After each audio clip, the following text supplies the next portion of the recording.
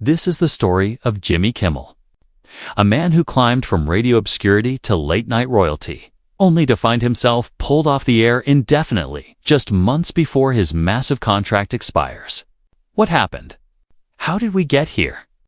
And what does this mean for the future of late-night television? The year was 1989. A 22-year-old Jimmy Kimmel was working the overnight shift at a radio station in Tucson, Arizona. He was barely scraping by, living paycheck to paycheck, dreaming of something bigger. His voice carried across the empty desert airwaves to insomniacs and night shift workers who had no idea they were listening to a future. Television icon. I was terrible. Kimmel would later admit about those early days. I had no idea what I was doing. I just knew I wanted to make people laugh. But that hunger, that desperate need to connect with people through humor, it would drive him for the next 35 years. The breakthrough came in the mid-90s when Kimmel landed a gig as the co-host of The Man Show on Comedy Central. Suddenly, this unknown radio DJ was on television, making crude jokes and drinking beer with his co-host, Adam Carolla. It wasn't sophisticated comedy. It wasn't groundbreaking television. But it was Jimmy Kimmel's first taste of real success, and he was hungry for more. In 2003, ABC took a massive gamble.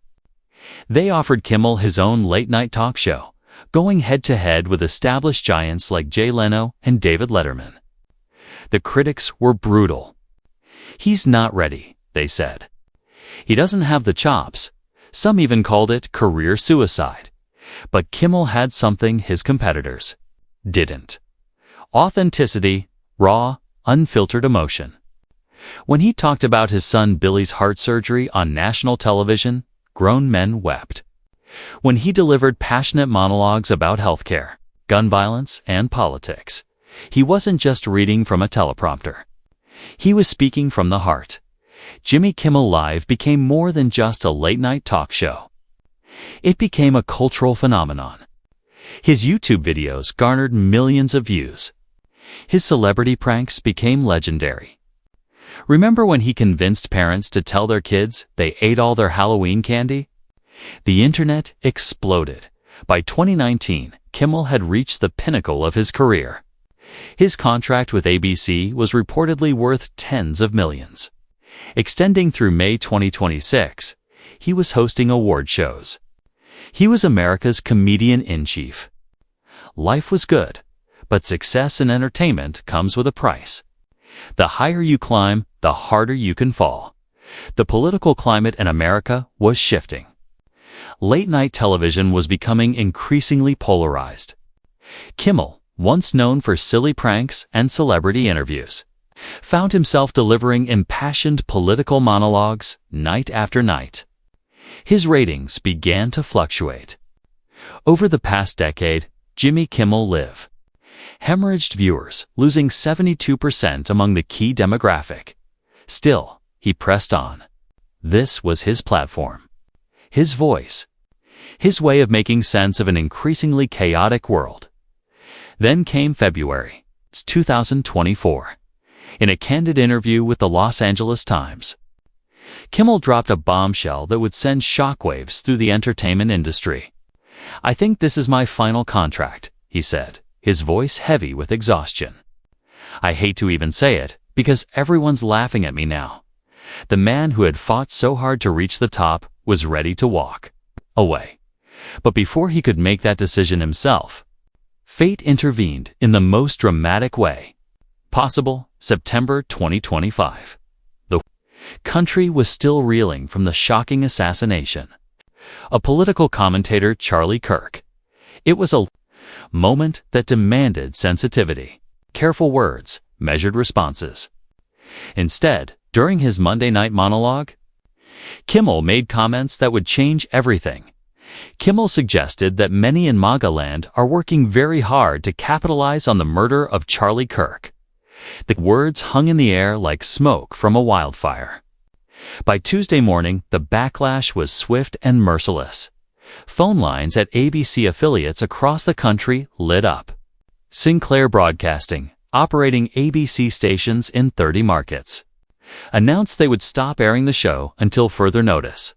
Nexstar Media Group followed suit, preempting the show indefinitely. But the real death blow came from an unexpected source. FCC Chair Brendan Carr threatened regulatory action against ABC and Disney over Kimmel's comments. In the world of television, when the government starts making threats, networks listen by Wednesday evening. An ABC spokesperson delivered the devastating news: Jimmy Kimmel Live will be preempted indefinitely. No timeline. No conditions for return.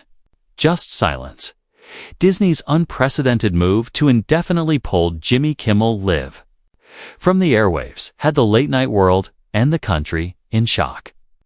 This wasn't just a suspension. This was a complete erasure of a 2-decade legacy. Imagine being Jimmy Kimmel in that moment. You've spent your entire adult life building this empire. You've weathered countless storms, survived industry shakeups, adapted to changing times. And now, with just months left on your $48 million contract, it all disappears overnight. The irony is devastating. Hollywood rallied to Kimmel's defense. With celebrities and industry, insiders leaping to support the man who had hosted the Oscars and Emmys. But their voices felt like whispers against a hurricane. What makes this story even more heartbreaking is the timing. Kimmel wasn't fired at the height of his power. He wasn't pushed out during his prime years. He was ready to leave on his own terms.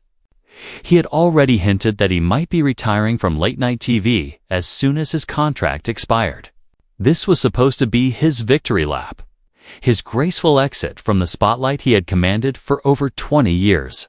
Instead, his legacy hangs in the balance. The man who made us laugh during our darkest moments, who brought celebrities into our living rooms, who turned late-night television into appointment viewing, is now sitting in silence, watching his life's work get erased from television screens across America. Forbes recently ranked Kimmel at number 24 on their list of highest-paid TV hosts, estimating his annual earnings at $16 million. But what's money worth when your voice has been silenced? What's a contract worth when there's no show to host? The entertainment industry is watching this story unfold with a mixture of horror and fascination. If Jimmy Kimmel can be pulled off the air indefinitely, what does that mean for creative freedom in television? What does it mean for the future of political commentary and entertainment? Some see this as justice, a comedian finally facing consequences for crossing a line. Others see it as censorship, a dangerous precedent that threatens the very foundation of free speech and entertainment. But perhaps the most tragic element of this story isn't the political implications or the industry ramifications. It's the personal cost. Jimmy Kimmel didn't just lose a job. He lost his identity. For over 20 years, he was the guy who made America laugh before bed. Now, as millions of viewers reach for their remote controls at 11:35 p.m., they're met with reruns and replacement programming. The silence must be deafening as we speak. Jimmy Kimmel sits in his Los Angeles home, presumably surrounded by Emmy Awards, photos with A-list celebrities, and memories of 2 decades in the spotlight. His $48 million contract continues to tick away, month by month, toward its May 2026 expiration date. But there's no show to host, no monologue to deliver, no audience to make laugh. The question now isn't whether Jimmy Kimmel will return to television. The question is whether he wants to. After building an empire and watching it crumble in a matter of hours, after being silenced at the height of a national conversation, would you want to come back? Maybe this is how legends end in the modern era. Not with a farewell tour or a retirement party, but with an empty studio and a statement from a network spokesperson. Maybe this is Jimmy Kimmel's final act, not the graceful exit he planned, but the dramatic finale he never saw coming. The cameras have stopped rolling. The audience has gone home.